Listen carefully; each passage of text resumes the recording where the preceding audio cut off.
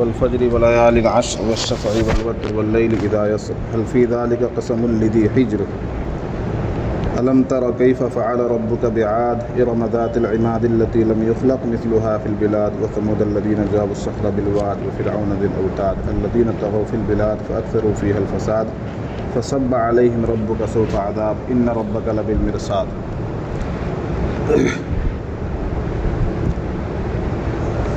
یہ صورت ہے سورۃ الفجر جس میں 30 آیتیں ہیں اور یہ صورت مکی ہے۔ اللہ تبارک و تعالی نے اس صورت کے اندر بالکل اختصار کے ساتھ قوم عاد، قوم سمود اور فرعون کی نافرمانی، سرکشی اور ان کی ہلاکت کا ذکر کیا ہے کہ اللہ تعالیٰ نے کیسے قوم عاد کو زمین میں قوت و طاقت سے نوازا تھا، اور وہ بہت شان و شوکت والے لوگ تھے عاد، لیکن جب انہوں نے اللہ کی نافرمانی کی اور اللہ کے نبی کی بات نہیں مانی تو اللہ تعالیٰ نے انہیں بہت سخت عذاب میں گرفتار کر کے ہلاک و برباد کر دیا۔ اسی طرح قوم سمود پر بھی اللہ تبارک و تعالیٰ کی بہت سی نعمتیں اور اللہ تبارک و تعالیٰ نے بہت سے ان کے ساتھ احسانات کا معاملہ کیا تھا، انعامات کا معاملہ کیا تھا، لیکن جب قوم سمود نے بھی اپنے تکبر اور غرور کی وجہ سے نافرمانی کی اور اللہ کے نبی کی بات نہیں مانی تو ان پر بھی اللہ کا سخت عذاب آ گیا۔ اسی طرح فرعون کا واقعہ تو بہت مشہور ہے، فرعون کو بھی اللہ تعالیٰ نے غرق کر کے پانی میں ہلاک و برباد کر دیا۔ تو ان تینوں کا نام لے کر اس صورت میں اللہ تعالیٰ نے کہا ہے کہ جو بھی مالک الملک ذوالجلال والاکرام اور اس کائنات کے بنانے والے رب کے مطابق نہیں چلے گا، چاہے وہ کتنی ہی شان و شوکت کا مالک ہو، ملک کا بادشاہی کیوں نہ ہو اور کتنا ہی طاقتور ہو، کتنی ہی پراپرٹی والا ہو، اللہ تعالیٰ اپنی نافرمانی کی وجہ سے اور اپنے نبی کی بات نہ ماننے کی وجہ سے ان لوگوں کو ہلاک و برباد کر دیتا ہے۔ پھر انسان کی ایک صفت اس میں بیان کی گئی ہے، انسان کی جو ایک عادت ہے کہ جب انسان پر آزمائش آتی ہے اور جب انسان کو اللہ تبارک و تعالیٰ نعمتوں سے نوازتا ہے اور اسے عزت بخشتا ہے تو وہ کہتا ہے کہ اللہ نے مجھے عزت دی ہے۔ وہ پھر اس وقت جو ہے یہ سمجھتا ہے کہ اللہ تعالیٰ کے نزدیک میرا کوئی مقام ہے اور میری کوئی حیثیت ہے، تب اللہ تعالیٰ نے مجھے عزت سے نوازا ہے۔ اور جب تھوڑی سی آزمائش اس کے اوپر آ جاتی ہے اور اللہ تعالیٰ اسے کسی مصیبت میں مبتلا کر دیتا ہے، تھوڑی سی دکھ اور تکلیف اس کی زندگی میں آ جاتی ہے تو پھر وہ اللہ کی ناشکری کرنے لگتا ہے اور یہ کہنے لگتا ہے کہ اللہ تعالیٰ نے تو مجھے بے عزت کر دیا، اللہ نے مجھے ذلیل کر دیا، اللہ نے مجھے ایسا کر دیا ویسا کر دیا، پھر وہ اللہ کی ناشکری کرنے لگتا ہے۔ تو یہ انسان کی ایک عادت ہے۔ انسان کیوں مصیبت میں مبتلا ہوتا ہے، کیوں آزمائش میں مبتلا ہوتا ہے، اللہ تعالیٰ انسان کو ذلیل و خوار اور رسوا کیوں کرتا ہے، اس کی بھی اللہ تعالیٰ نے اس صورت کے اندر نشاندہی فرمائی ہے۔ اور وہ نشاندہی کیا ہے، وہ علامتیں کیا ہیں جو انسان کو رسوا کرتی ہیں، وہ نشانیاں کیا ہیں جو انسان کو ذلیل و خوار کر دیتی ہے، وہ ہے یتیموں کو کھانا نہ کھلانا، یتیموں کا مال ہڑپ کر جانا، مسکینوں کو کھانا نہ کھلانا، غریبوں کا خیال نہ رکھنا۔ یہ وہ عادتیں ہیں جو انسان کو دنیا میں ذلیل و خوار کرنے کے لیے کافی ہیں۔ پھر قیامت کی ہولناکی کا منظر ہے کہ قیامت میں اللہ تبارک و تعالیٰ انسان کے سامنے جلوہ نشین ہوگا اور اپنے تخت پر براجمان ہوگا اور اللہ کے ساتھ ساتھ فرشتوں کی جماعت ہوگی۔ اس وقت حساب و کتاب کے ساتھ فیصلہ ہوگا کہ جو صحیح اعمال والے ہوں گے اور نیک اعمال والے لوگ ہوں گے ان کے لیے اللہ تبارک و تعالیٰ کھلا اعلان فرمائے گا کہ اے نفس مطمئنہ، تو اپنے رب کی طرف راضی ہو کر اور اپنے رب کو راضی کر کے لوٹ جا اور میرے نیک بندوں میں شامل ہو جا اور میری جنت میں داخل ہو جا۔ ٹھیک ہے، تو یہ اس پوری صورت کا خلاصہ ہے۔ آئیے دیکھتے ہیں۔ والفجر، قسم ہے فجر کی، فجر کہتے ہیں صبح کے وقت کو، ہے نا، تبھی صبح کی جو نماز ہوتی ہے اس کو فجر کی نماز کہتے ہیں۔ تو فجر کا معنی صبح، اور صبح یہ اللہ کی بہت بڑی نعمت ہے، جب رات کی تاریکی چھٹ کر رات کا اندھیرا ختم ہو کر صبح کا سویرا نکلتا ہے اور صبح کا اجالا دکھائی دیتا ہے تو آدمی کو کتنی خوشی ہوتی ہے، اور اس وقت کا موسم کتنا خوشگوار ہوتا ہے۔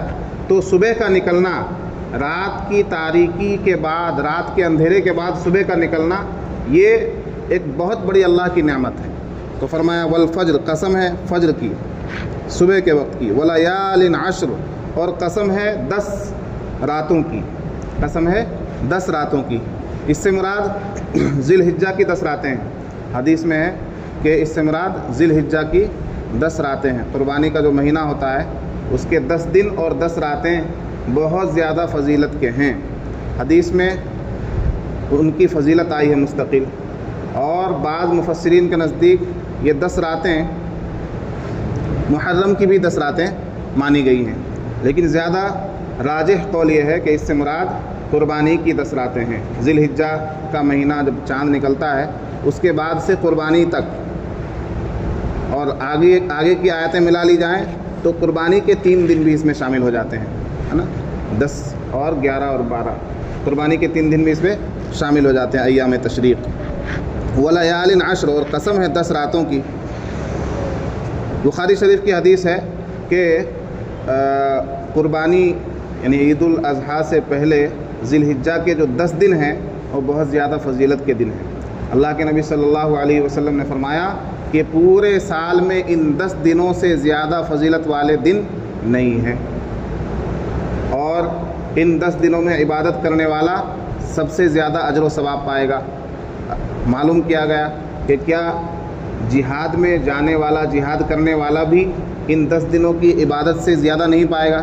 اللہ کے نبی صلی اللہ علیہ وسلم نے فرمایا کہ نہیں، سوائے اس کے جو جہاد میں گیا اور اس کا سب کچھ لٹ گیا، شہید ہو کر ختم ہو گیا، وہ تو اس سے زیادہ ثواب پائے گا، لیکن جو غازی بن کر آیا ہے اس سے بھی زیادہ ثواب کس کا ہے؟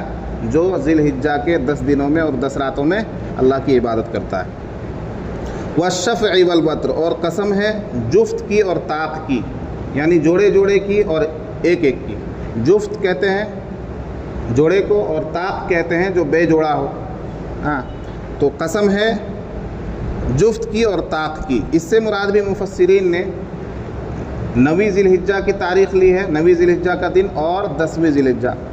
بعض مفسرین کا کہنا ہے کہ شفع سے مراد 9 اور 10ویں ذی الحجہ ہے، اور وتر سے مراد صرف 9 ذی الحجہ ہے، یعنی یوم عرفہ۔ یوم عرفہ کس کو کہتے ہیں؟ 10ویں ذی الحجہ سے پہلا جو دن ہوتا ہے یوم عرفہ، 9 ذی الحجہ، جس دن روزہ وغیرہ بھی رکھتے ہیں تو یوم عرفہ کہا جاتا ہے 9 ذی الحجہ کو۔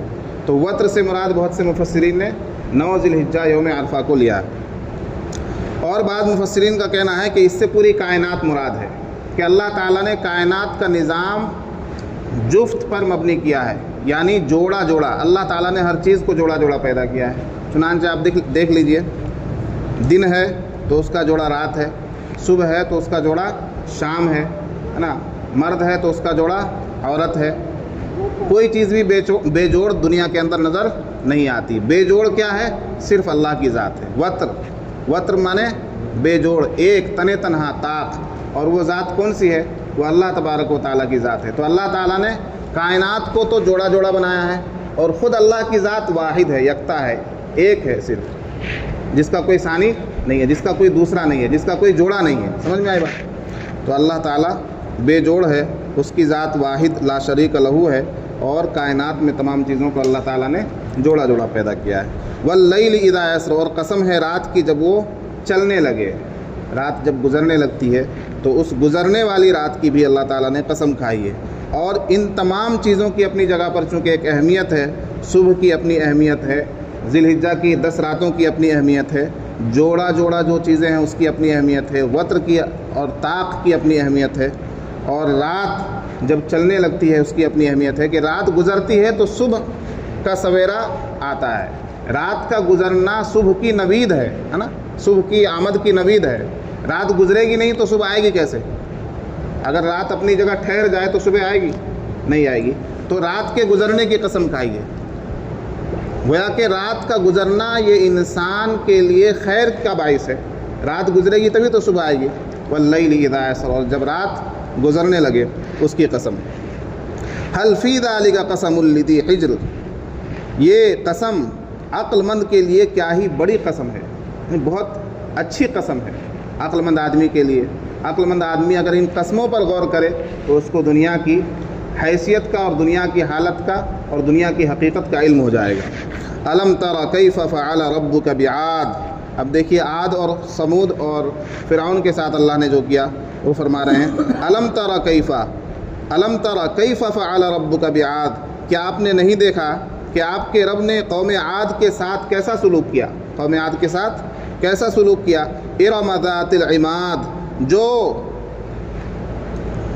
قوم ارم سے بڑے بڑے ستونوں والی قوم تھی، قوم عاد بڑے بڑے ستونوں والی قوم تھی اور ان کا سلسلہ نسب ارم سے ملتا تھا۔ ارم نام کا کوئی ان کا باپ دادا رہا ہوگا، اس ارم سے اس کا سلسلہ نسب ملتا تھا قوم عاد کا۔ تو قوم عاد کی صفت کیا بتائی؟ ارم ذات العماد، ذات العماد یعنی لمبے لمبے ستونوں والے، لمبے لمبے ستونوں والوں سے کئی چیزیں مراد لی گئی ہیں۔ ایک تو یہ کہ ان کے جو گھر ہوا کرتے تھے، مکانات، وہ بہت لمبے لمبے ستونوں والے ہوا کرتے تھے، بہت عالیشان گھر ہوا کرتے تھے۔ لمبے ستون کن گھروں کے ہوا کرتے ہیں؟ جو گھر عالیشان ہو اسی کا تو لمبا ستون ہوگا، بہت بڑا پیلر، بہت اونچا ستون کس کا ہوگا؟ کھمبا، جو گھر بہت عالیشان ہوگا۔ تو یا تو قوم عاد اپنے گھروں کو بہت عالیشان بنایا کرتے تھے، یا پھر اس سے دوسری چیز جو مراد ہے وہ یہ کہ خود قوم عاد بہت طویل القامت ہوا کرتے تھے، بہت لمبے دھڑنگے ہوا کرتے تھے، اور جسم و جثے کے اعتبار سے ان کی کیفیت دوسرے لوگوں سے مختلف تھی کہ یہ طاقتور تھے اور جسم و جثہ کے اعتبار سے بہت مضبوط تھے، لمبی لمبی ٹانگیں اور لمبے لمبے جسم جثے، طویل القامت۔ یہ بھی آتا ہے روایتوں میں۔ ایک روایت میں ہے کہ قوم عاد کا ایک آدمی پوری وادی کو اور پورے جنگلات کو ایک ساتھ لے کر ایک چٹان کو اپنے ہاتھ میں لے کر کسی قوم کی طرف پھینک دیتا تھا تو اس قوم کے لوگ ہلاک ہو جاتے تھے، ہے نا، اتنے طاقتور لوگ تھے۔ التی لم یخلق مثلها فی البلاد، اس آیت سے بھی پتہ چلتا ہے کہ وہ خود بہت طاقتور تھے۔ گھر تو جو طاقتور آدمی ہوگا اور عالی مرتبت ہوگا، جسم و جثے کے اعتبار سے مضبوط ہوگا، تو ظاہر سی بات ہے کہ ان کے جو مزدور ہوں گے اور وہ جو اپنا گھر بنائیں گے وہ بھی بہت بڑا ہوگا۔ بڑے آدمی کے لیے بڑا گھر چاہیے نا، ہاتھی تو چھوٹے سے کمرے میں نہیں آئے گا۔ تو التی لم یخلق مثلها فی البلاد، کہ شہر میں، ملک میں ان جیسا پیدا نہیں کیا گیا تھا، قوم عاد کی طرح دوسرے لوگ پیدا نہیں کیے گئے تھے۔ التی، وہ ایسی صفت کے حامل تھے، لم یخلق مثلها، کہ ان کی طرح سے پیدا نہیں کیا گیا، فی البلاد، شہر میں، ملک میں ان کی طرح سے دوسرے لوگوں کو پیدا نہیں کیا گیا تھا۔ تو اس سے معلوم ہوا کہ وہ خود جسم و جثے کے اعتبار سے بہت مضبوط تھے، طویل القامت تھے۔ تو اس سے ہونا کیا چاہیے تھا کہ جب اللہ تعالیٰ نے ان کو اتنی اچھی حیثیت دی، طاقت دی، قوت دی اور ڈیل ڈول بنایا، ہر اعتبار سے ان کو مضبوط بنایا، شان و شوکت والا بنایا، گھر بار بھی سب بہتر ہے، تو اس کا تقاضا کیا تھا کہ وہ اللہ کے فرمانبردار بنتے، اللہ کی فرمانبرداری کرتے اور اللہ کے سامنے سر بسجود ہوتے، اللہ کے نبی کی بات مانتے۔ قوم عاد کی طرف جو اللہ کے نبی بھیجے گئے ان کا نام ہے حضرت ہود علیہ السلام۔ کیا نام ہے؟ حضرت ہود علیہ السلام، یاد رکھیے گا۔ حضرت ہود علیہ السلام کس کی طرف بھیجے گئے؟ قوم عاد کی طرف۔ اور قوم سمود کی طرف جو نبی بھیجے گئے ان کا نام ہے حضرت صالح علیہ السلام۔ کیا نام ہے؟ حضرت صالح علیہ السلام۔ وَثَمُودَ الَّذِينَ جَابُوا الصَّخْرَ بِالْوَادِ، اور آپ کے رب نے سمود کے ساتھ، قوم سمود کے ساتھ کیسا سلوک کیا؟ جنہوں نے وادی میں جابوا الصَّخْرَ، پتھروں کو تراشا۔ وہ کیسے گھر بنایا کرتے تھے؟ پتھروں کو تراش کر، جو پہاڑ کے پتھر ہوا کرتے ہیں، کتنے بڑے بڑے پتھر ہوا کرتے ہیں، ان پتھروں کو تراش کر، ظاہر سی بات ہے کہ ان پتھروں کو کون تراشے گا؟ جو ان پتھروں کو پہاڑ سے نکالنے کی طاقت رکھتا ہے، جو ان پتھروں سے زیادہ مضبوط ہے وہی نہ تراشے گا۔ تو ان قوم سمود بھی بہت زیادہ مضبوط قوم تھی کہ پتھروں کو تراش کر اپنا گھر بنایا کرتی تھی۔ اس وقت تو گھروں کا تصور مٹی کا تھا، مٹی کے جس دور میں مٹی کا گھر بنایا جاتا تھا اس دور میں پتھروں کو تراش کر اگر کوئی گھر بنا رہا ہے اس کا مطلب یہ مضبوط قوم ہے نا۔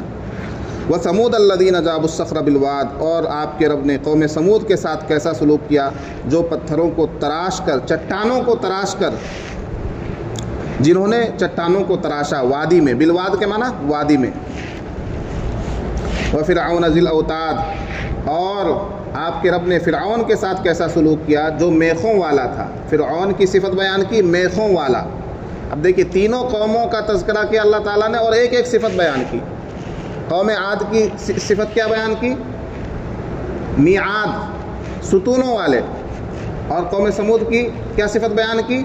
جاب الصخر بالواد، وادی میں چٹانوں کو تراش کر گھر بنایا کرتے تھے۔ وہ فرعون ذی الاوتاد، اور فرعون کی صفت کیا بیان کی؟ اوتاد، میخوں والا۔ میخ کہتے ہیں جو کیل ہوا کرتی ہے اس کو میخ کہتے ہیں۔ تو فرعون چونکہ ظالم بادشاہ تھا اور وہ اپنے غلاموں پر، نوکروں پر ظلم ڈھایا کرتا تھا، اور کسی سے کوئی غلطی ہو جاتی تھی تو اس کو وہ کیل ٹھوک دیا کرتا تھا اس کے پیروں میں، اس کے ہاتھوں میں، تو اس کی یہ صفت بیان کی۔ پھر تینوں قوم کے بارے میں اللہ تعالیٰ فرما رہے ہیں الذین طغوا فی البلاد، کہ ان سب لوگوں نے شہروں میں، ملک میں سرکشی کی۔ تغوا کے معنی سرکشی کی، نافرمانی کی، اللہ کی بات نہیں مانی۔ فاکثروا فیہا الفساد، اور فساد مچانے میں یہ حد سے آگے بڑھ گئے۔ فاکثروا فیہا الفساد، ملک کے اندر بہت زیادہ فساد برپا کر دیا ان لوگوں نے، قوم عاد ہو، سمود ہو یا فرعون ہو۔ ملک میں، اللہ کی زمین میں، اللہ کی دھرتی میں ان لوگوں نے فساد مچایا، اللہ کی مخلوق کو پریشان کیا، اللہ کی مخلوق کا کھانا اور پانی بند کر دیا، اللہ کی مخلوق کے ساتھ ناانصافی کی اور ظلم کیا۔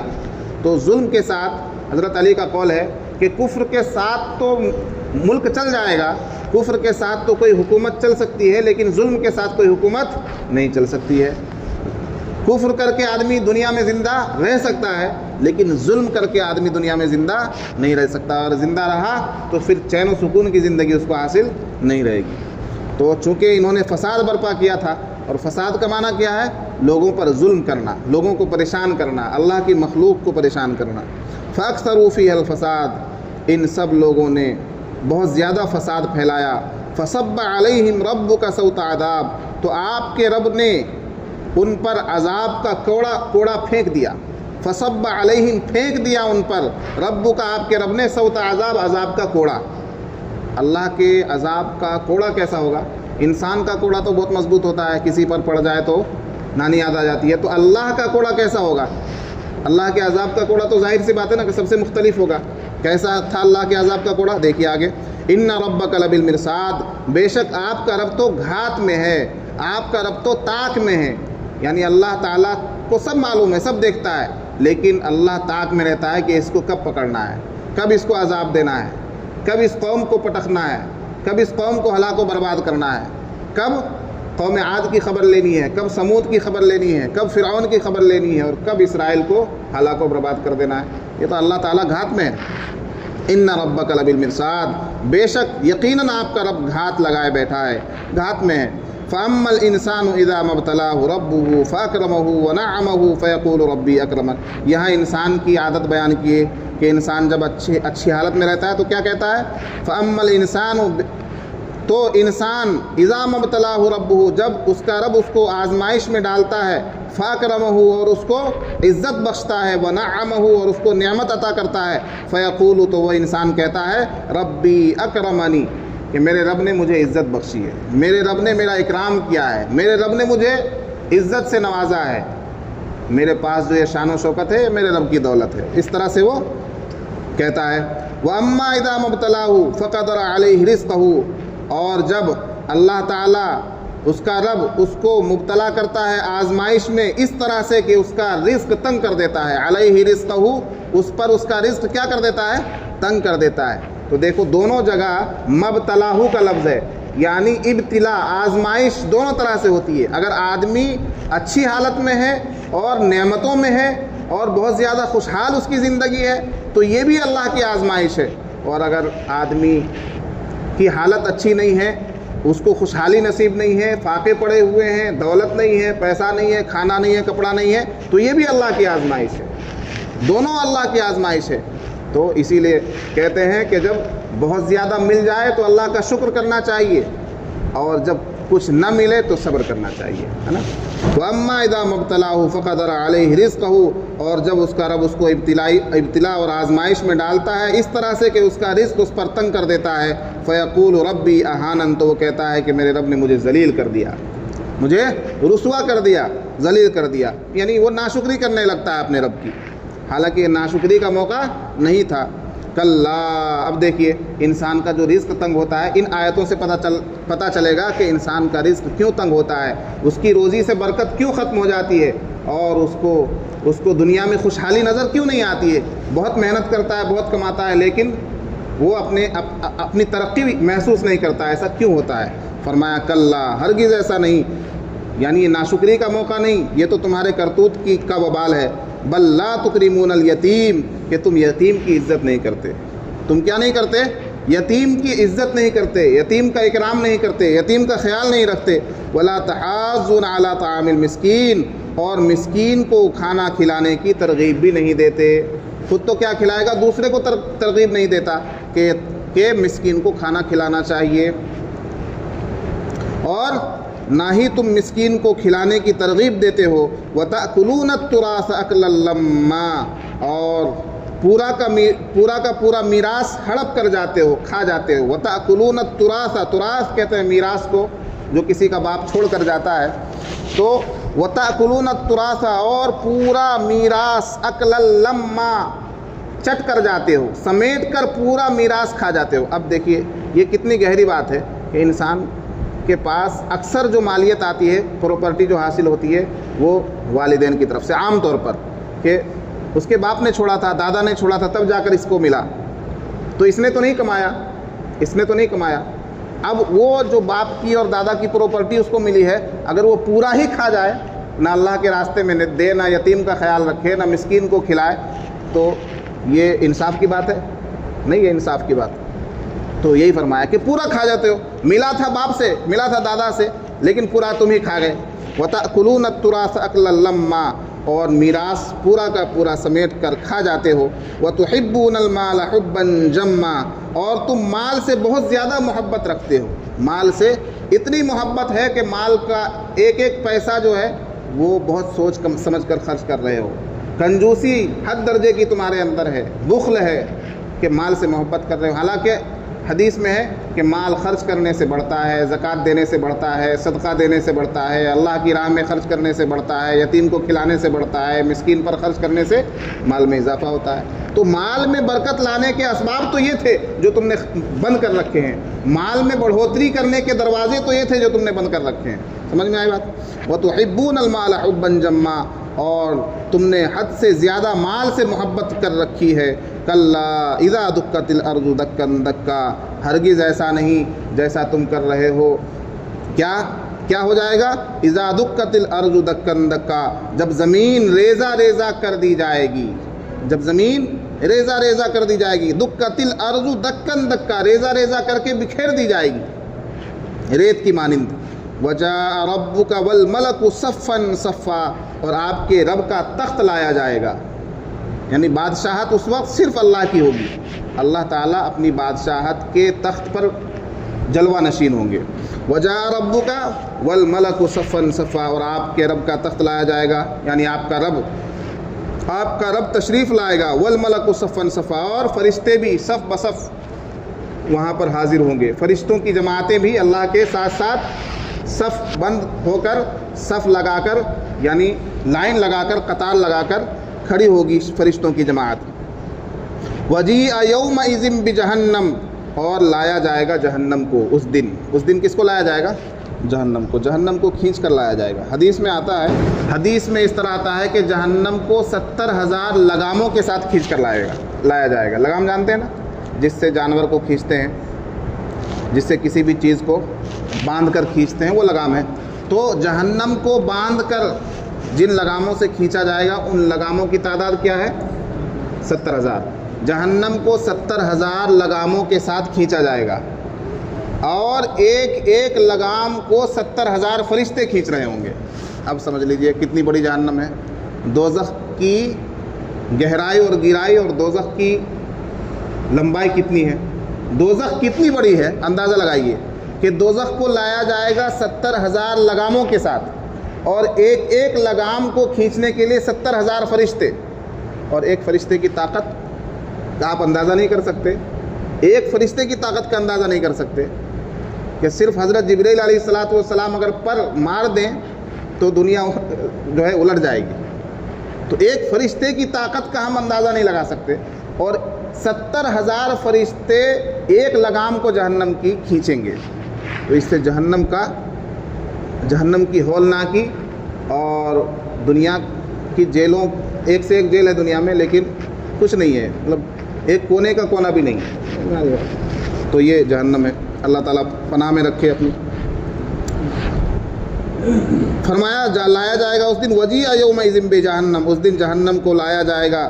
یوم یتذکر الانسان، تو اس دن یہ انسان نصیحت پکڑے گا. اس دن انسان کی سمجھ میں آئے گا جہنم کو دیکھ کر کہ او یہ باتیں جو ہے صحیح ہوا کرتی تھی، مولانا جو بیان کیا کرتے تھے، قرآن کی جو تفسیر ہوا کرتی تھی، حدیث جو بیان کی جاتی تھی، مسجدوں میں جو خطاب ہوا کرتا تھا، بالکل صحیح بات تھی. جہنم کو دیکھ کر اب وہ نصیحت پکڑے گا، اب اس کی سمجھ میں آئے گی کہ ہاں آخرت بھی کوئی چیز ہے. یوم یتذکر الانسان، اس دن انسان نصیحت حاصل کرے گا. وَأَنَّىٰ لَهُ الذِّكْرَىٰ، تو اس وقت نصیحت حاصل کرنے کا کوئی فائدہ نہیں ہے. اس وقت بات سمجھ میں آئے گی تو اس کا کوئی فائدہ نہیں. یقول، وہ کہے گا یا لیتنی قدمت لحیاتی، اے کاش کہ میں اپنی حیات کے لیے، اپنی زندگی کے لیے کچھ آگے بھیج دیتا. اب وہ آخرت کی زندگی کو حیات کہہ رہا ہے، یہاں دنیا میں اس کو کہہ رہا تھا کہ یہ حیات ہے میری، اس کو حیات کہہ رہا تھا، وہاں آخرت میں اس کو حیات کہے گا کہ میں اپنی حیات کے لیے، اپنی زندگی کے لیے کچھ بھیج دیتا. یہاں اس کو موت سمجھ رہا ہے، وہاں جا کر اس کو حیات سمجھے گا کہ اصل حیات تو وہی ہے، اصل زندگی آخرت کی زندگی ہے. تو وہ کہے گا انسان، ہر انسان کہے گا، یقول، وہ کہے گا یا لیتنی، اے کاش قدمت لحیاتی، میں اپنی حیات کے لیے یعنی اپنی آخرت کے لیے کچھ آگے بھیج دیتا، کچھ خیر کے کام کر دیتا، کچھ نیک کام کر لیتا. فَيَوْمَئِذٍ لَّا يُعَذِّبُ عَذَابَهُ أَحَدٌ، تو اس دن اس کے عذاب سے بڑھ کر کسی کا عذاب نہیں ہوگا.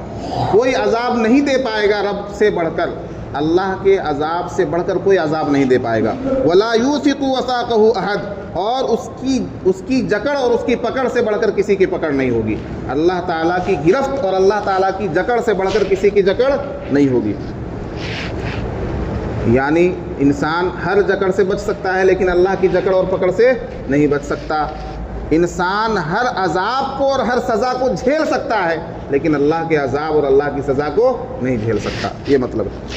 یا ایتھا النفس المطمئنہ، تو کچھ اچھے لوگ بھی تو ہوں گے وہاں، نیکوکار لوگ ہوں گے، نمازی لوگ ہوں گے، روزے دار ہوں گے، اچھے کام کرنے والے، اللہ کی راہ میں خرچ کرنے والے، اللہ کی خلقت کا خیال رکھنے والے، مخلوق کا خیال کرنے والے لوگ ہوں گے نا. اچھے لوگ تو ہوں گے، تبھی تو جنت بھی ہے. تو جنتی لوگوں سے کہا جائے گا، جنتی لوگوں سے کیا کہا جائے گا؟ یا ایتھا النفس المطمئنہ، اے نفس مطمئنہ، اے اطمینان والی جان.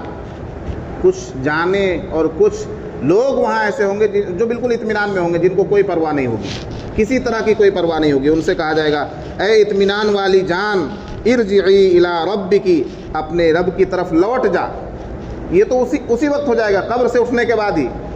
حدیث میں آیا نا کہ اچھے لوگ قبر سے اچھائی کی حالت میں اٹھیں گے، اچھائی کی حالت میں اٹھیں گے.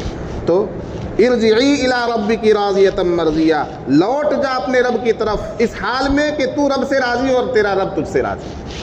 تو رب سے راضی اور تیرا رب تجھ سے راضی، اس حال میں لوٹ جا.